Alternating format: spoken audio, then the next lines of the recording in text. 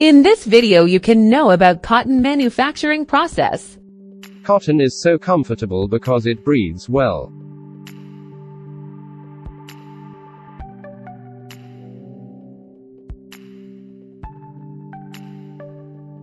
First of all, cotton is sown in April to May, then harvested during the month of August-December. Cotton is plucked out of the farms and sent to the industry for the cleaning process. Cotton from farms contains seeds, particles, husk, leaves and trash.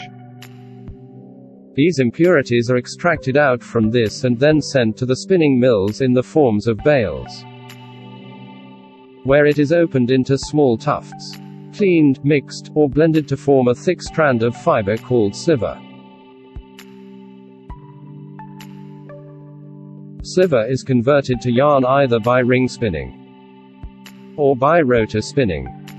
Yarn is obtained from a spinning mill and it is forwarded to weaving or knitting mills to produce a fabric.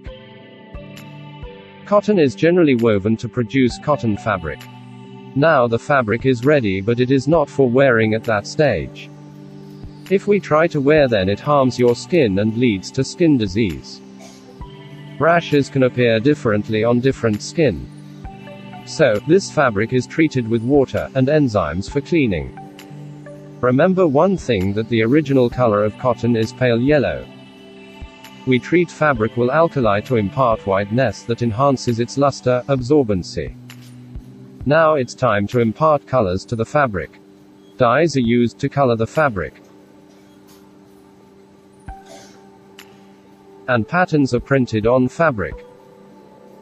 At last, the garment manufacturing department ready-made the clothes.